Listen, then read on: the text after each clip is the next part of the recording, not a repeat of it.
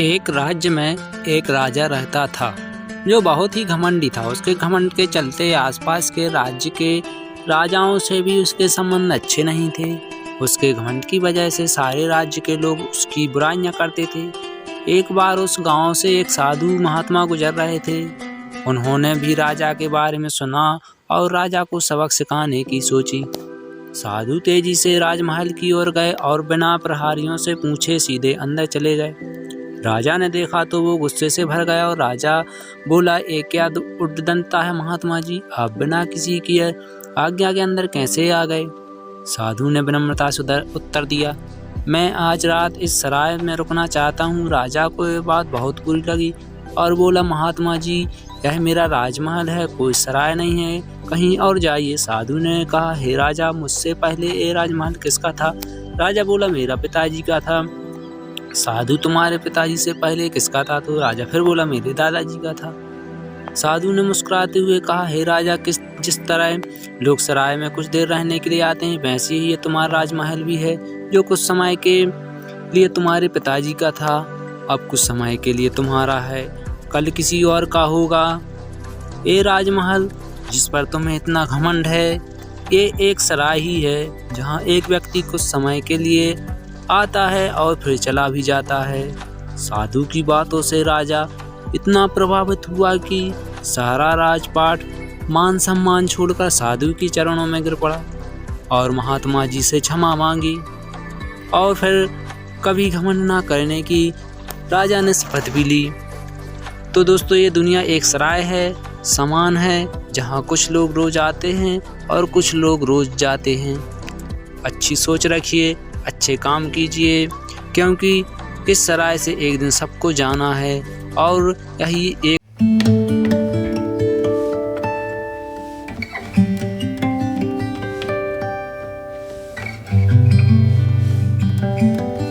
सिपाहियों को लेकर कर वसूलने के लिए जा रहे थे तो रास्ते में उन्हें एक आदमी मिला और सेनापति ने उस आदमी से कहा कि तुमने बहुत समय से अपना कर नहीं दिया। उस पर उस आदमी ने कहा कि मेरे पास अभी कर चुकाने लायक धन नहीं है। फिर सेनापति ने उसे पकड़कर अपने साथ ले गए और राजा के सामने उपस्थित किया और कहा कि आदमी कर देने से मना कर रहा है। उस पर राजा ने कहा कि इसे अगले दिन बुलाना, मैं इसे सजा सुनाऊंगा। आदमी बहुत गिड़गिड़ाया और कहने लगा, महाराज मुझे माफ़ करना, मेरे पास इतना धन नहीं है जिससे कि मैं आपका कर चुका सकूं।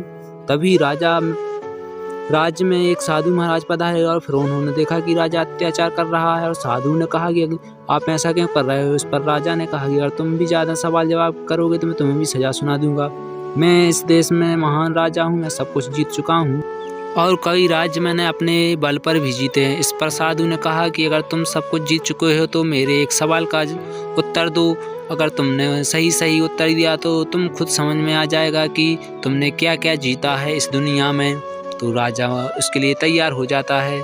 तो साधु ने पूछा कि अगर मैं तुम्हें एक ऐसी जगह पर लाकर खड़ा कर दूं जहां पर कुछ भी ना हो तो तुम क्या करोगे? राजा ने कहा कि मैं फिर अपने खाने पीने की तलाश करूंगा। उस पर साधु ने कहा कि अगर तुम खाने पीने के लिए किसी को क्या दे सकते हो? तो राजे ने कहा कि मैं अपने खाने पीने के लिए अपना आधा राज्य भी दे सकता हूँ। फिर साधु ने कहा कि अगर मैं आधे राज्य पर भी ना माना तो तुम मुझे और क्या दोगे? तब राजा ने कहा कि मैं पूरा राज्य दे दूंगा। फिर साधु ने कहा कि आप देख लोगे कि तुम्हारे पास क्या है। तुम अपने खाने पीने के बदले पूरा राज्य देने के लिए तैयार हो? अगर तुम्हें खाना ना मिले तो तुम उसके लिए सब कुछ देने के लिए तैयार हो, या नहीं कि तुम्हारे पास बात कुछ भी नहीं रहेगा? इसलिए हर इंसान को इतना घमंड नहीं करना चाहिए कि एक समय ऐसा आ जाए कि उसको सब कुछ खोना पड़े। राजा को वो बात समझ में आ गई। राजा को बहुत घमंड था, जबकि उसको ऐसा नहीं करना चाहिए था। तो दोस्तों, कहानी कैसी लगी कमेंट करके जरूर बताएं और आप हमारे चैनल पर नए हैं तो चैनल को जरूर सब्सक्राइब कर लें। बहुत बहुत धन्यवाद।